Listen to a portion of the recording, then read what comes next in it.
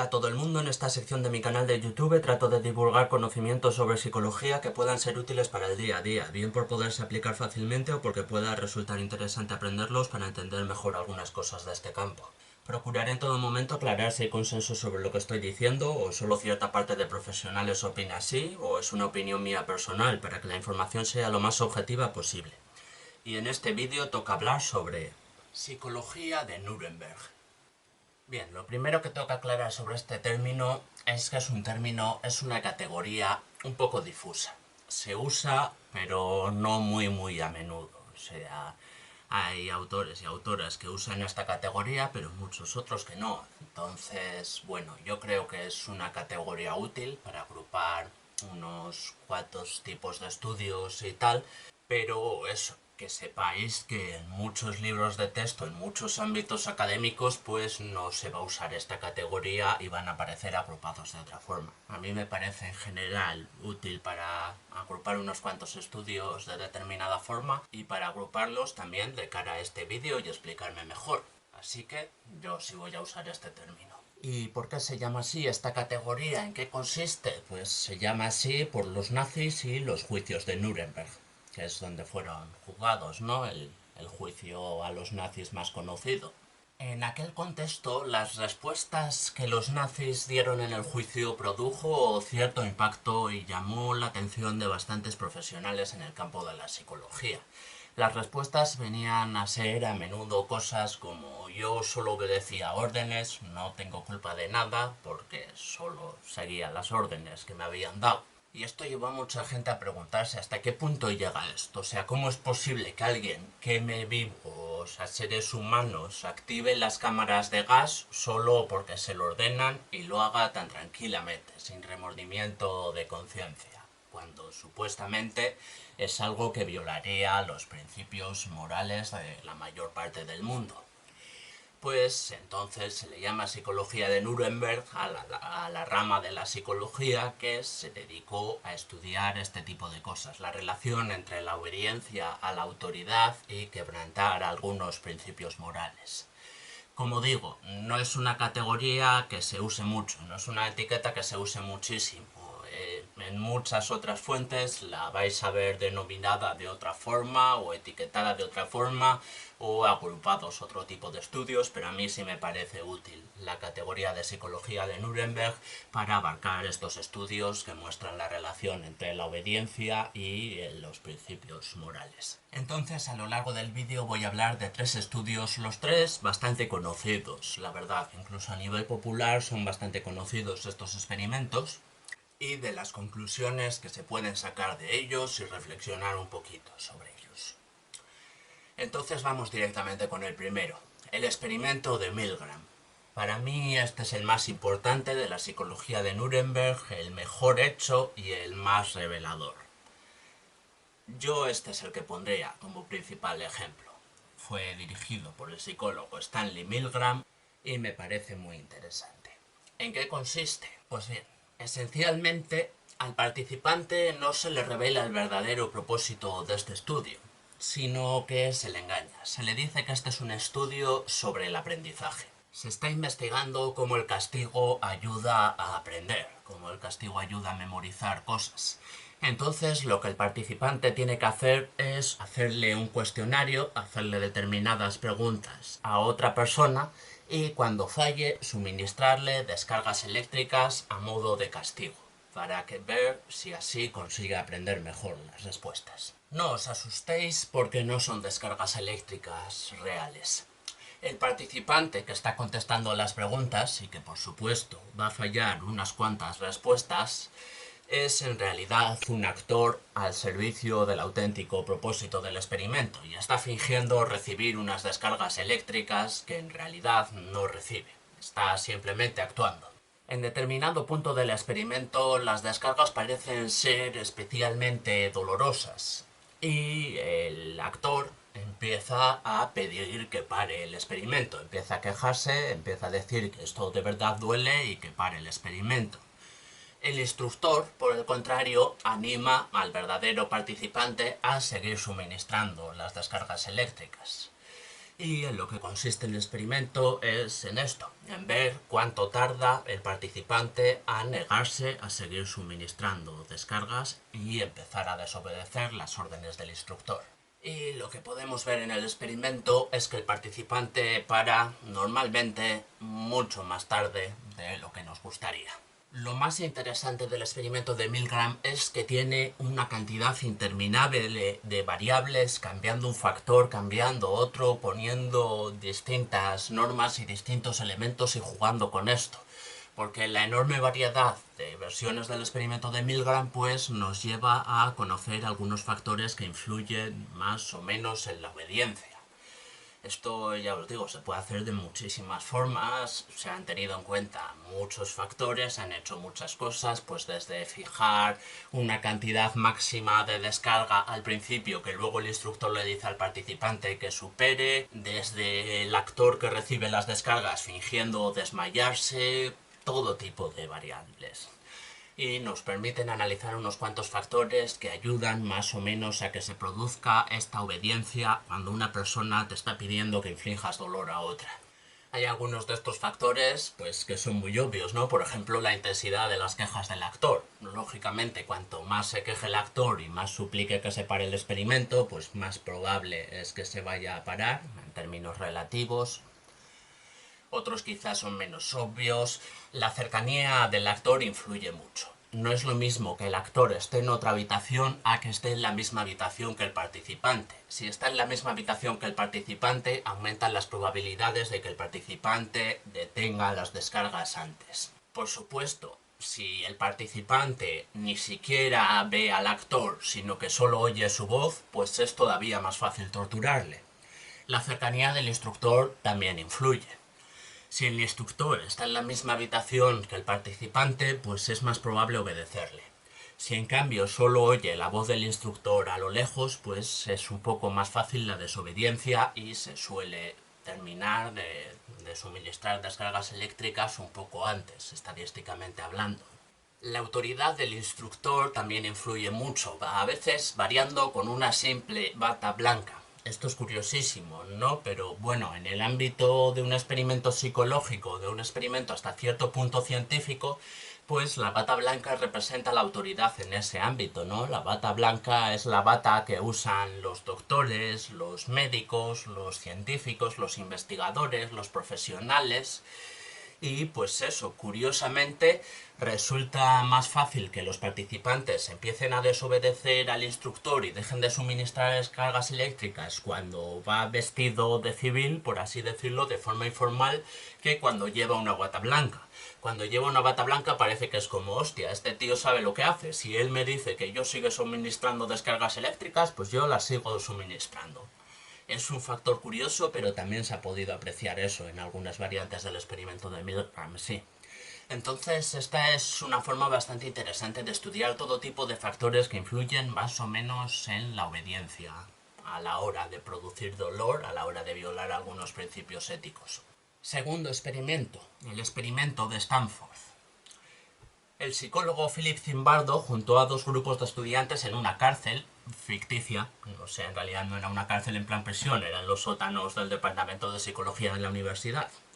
Un grupo serían prisioneros y otros serían guardias. ¿Cuál es el problema de este experimento? Pues bueno, de primeras tiene una total falta de validez científica para aplicarse en ámbitos en los que esto surja espontáneamente. Esto es una de las cosas que más se ha criticado. Porque parece que Zimbardo se involucró en el experimento de cara a que animaba a los guardias a comportarse peor. O sea, estaba alterando los resultados del experimento, estaba forzándolos un poco para conseguir los resultados que él quería. Eso y, por supuesto, la falta de ética. A la hora de hacer este experimento, Zimbardo se meó en todas las normas éticas de la psicología e hizo una serie de barbaridades que no tienen ningún sentido ni se deberían poder haber hecho. Así que por esas razones el experimento de Stanford está bastante criticado y yo creo de forma muy justa. ¿Y por qué estoy hablando de este experimento si no tiene validez científica? Pues porque yo creo que sí tiene validez para otras situaciones. O sea, lo que es la propuesta original del experimento, que era comprobar de forma espontánea cómo se produce una división de roles entre guardias y prisioneros y cómo los guardias pueden tender a ser crueles y a ser sádicos, pues es que de cara a esa propuesta no tiene ninguna validez, porque Zimbardo forzó los resultados. Pero, sin embargo, de cara a comprobar la facilidad con la que la gente se vuelve cruel cuando son alentados a ello, pues de cara a eso sí me parece bastante interesante, porque eso al fin y al cabo lo sigue demostrando. Entonces, aunque el experimento no tenga validez científica ni fiabilidad de cara a su propuesta original, creo que sí nos permite conocer otras cosas. Nos permite conocer la facilidad con la que la gente puede volverse cruel y sádica cuando se les dota de autoridad. Los guardias y los prisioneros tenían cada grupo su propio uniforme. El de los guardias también incluía gafas de espejo para no entablar contacto visual con los prisioneros. Esto es importante porque ayuda a reducir la empatía, ¿no? Un poco lo que habíamos visto en el experimento de Milgram, que si hay contacto visual entre torturador y torturado, pues es más fácil que aparezca un poco de empatía. Al quitar ese contacto visual se facilita la posibilidad de infligir dolor y de no tratar a la otra persona como un ser humano, vamos. Bueno, cuando he dicho que los prisioneros tenían su propio uniforme, no sé si llega ni a uniforme, porque básicamente era como vestir con un saco de patatas, vamos, era una bata sencillita, sin ropa interior y con un número cosido. Porque a partir de entonces, claro, los prisioneros, los que participaban en ese experimento en el grupo de prisioneros, dejaban de tener nombres y serían solo números. Desde el primer momento hubo muestras de comportamiento sádico, humillaciones y abusos del grupo de los guardias al grupo de los prisioneros. Los prisioneros fueron divididos en buenos y malos para enfrentarles entre sí. Esta es una táctica muy útil, ¿no? Que se aprovecha a menudo desde la autoridad. Cuando quieres joder a un grupo, pues enfrentar a ese grupo entre sí. Los prisioneros que más obedecían las normas eran los buenos y los prisioneros que menos obedecían las normas eran los malos.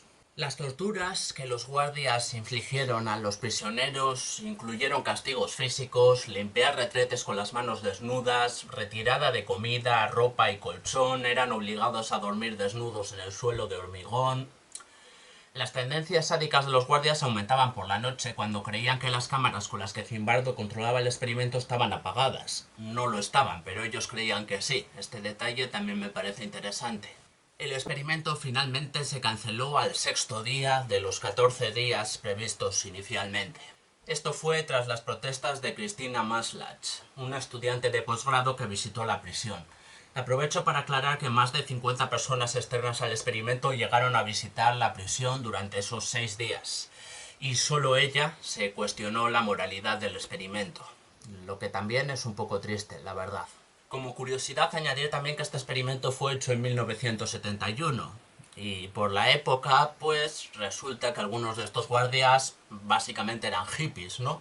O sea, creían en la paz, el amor, el buen rollo y todas esas cosas, pero en cuanto se les dio una posición de autoridad, hostia, dejaron de creer en la paz, el amor y el buen rollo a una velocidad realmente asombrosa, de verdad. Es que putos hippies no puedes fiarte de ellos, es la hostia. Por último, decir que hay pelis basadas en esto, pero que curiosamente, al menos la que yo he visto, me parece suave comparada con la realidad. Esto es curioso, normalmente cuando se hace una peli de ficción inspirada en unos hechos reales, pues lo que se hace es dramatizar y exagerar esos hechos reales para que sean más adaptables al cine, ¿no? Para que narren una historia, digamos, más dramática y tal. Pues curiosamente, con el experimento me parece que pasó lo contrario. O sea, es que la peli es suave en comparación a la realidad. Eso, joder, no sé, sin más, lo comento. Y el tercer experimento que me interesa analizar para este vídeo es quizá el más conocido a nivel popular, el experimento de la tercera ola. Porque la adaptación a cine que se hizo de este experimento, La Ola, es una que ha tenido bastante más éxito que las otras adaptaciones de las que estaba hablando. Entonces este experimento, pues eso, ha llegado a ser bastante conocido popularmente. En este caso fue el profesor de historia Ron Jones el que quería demostrar que el fascismo seguía siendo una amenaza en una sociedad democrática porque podía resurgir con facilidad en cualquier momento si no se tenía cuidado. Así pues, Jones creó un grupo de alumnos con normas estrictas, con su propia estética, con su propio saludo. Las normas debían ser obedecidas también fuera de clase, claro. Y más alumnos, cuando conocieron este proyecto, pues empezaron a unirse al experimento. Jones dio instrucciones de cómo convencer a más alumnos de que se unieran, reclutar más alumnos para la causa, vamos, y pronto incluso se empezaban a delatar cuando desobedecían las normas, ¿no? O sea, iban estudiantes a donde Jones y les decía, que este otro ha desobedecido las normas que tú has puesto y tal. Bastante curioso, ya de primeras. Al cuarto día, Jones consideró que había perdido el control del movimiento. Al quinto día, terminó el experimento. No hubo consecuencias graves, afortunadamente. No hubo episodios como los que sí hubo en el experimento de Stanford, pero es que en tan solo 5 días una buena cantidad de alumnos habían desarrollado una lealtad bastante notable hacia el movimiento. Incluso sabiendo que era solo un experimento y tal, se habían, casi se podría decir, obsesionado con el movimiento de la tercera ola. ¿Y cuáles son las conclusiones de estos 3 experimentos? Pues bastante pesimistas, ¿no? Parece que todo es una mierda y que la gente tiende a volverse cruel y sádica en cuanto se les da cierta autoridad o se les da ciertas órdenes y hay condiciones favorables para ello, vaya. Parece que la gente se vuelve cruel y sádica con una facilidad que asusta un poco, por lo menos a mí me asusta. La camiseta que me he puesto para este vídeo no es casualidad. Quería destacar la desobediencia como valor porque realmente me parece que la obediencia es un factor importante que ha estado detrás de algunos de los peores crímenes de la historia de la humanidad. Y creo que la ciencia lo demuestra, la psicología de Nuremberg lo demuestra. Yo también tengo mis sesgos, claro, tengo mis ideas políticas y puedo equivocarme y tal, pero bueno, creo que esta clase de experimentos pues nos llevan a darle cierto valor a la desobediencia y apreciarla un poco. Porque este vídeo podría haber sido mucho más político, podría haber sido un vídeo esencialmente sobre política, pero no lo es. He tratado de darle una perspectiva psicológica y es un vídeo sobre psicología, vamos. He tratado de mantener un poco la política al margen, aunque con este tema en concreto, pues yo creo que es imposible hacerlo del todo, ¿no? O sea, este tema es un tema en el que la psicología y la política se cruzan bastante, por sus implicaciones y por lo que estos experimentos parecen demostrar. Entonces, eso. Puedo tratar de ser objetivo hasta cierto punto. No voy a conseguir un 100% de objetividad, así que no pretendo engañaros sin fingir que la tengo, pero bueno, estos 3 experimentos de la psicología de Nuremberg están ahí, se pueden repasar, se pueden analizar, se pueden evaluar y yo creo que nos dan unas conclusiones bastante pesimistas y que a raíz de ellos pues es normal sentirse un poco inclinado a resaltar el valor de la desobediencia a la autoridad y de ver la obediencia como algo que muy a menudo puede ser muy negativo. Y eso es lo que vendría a ser el vídeo. Reflexiones, dudas, insultos, pues tenéis los comentarios ahí abajo si quisierais comentar algo. Y luego si quisierais ver otros vídeos míos, pues tenéis muchos por mi canal. Así que eso. Si queréis ver mis otros vídeos podéis hacerlo y si no queréis no lo hagáis, desde luego, que lo digo siempre pero esta vez más, de verdad, si no queréis ver mis vídeos desobedecedme, no pasa nada, la desobediencia está bien, podéis desobedecerme todo lo que queráis.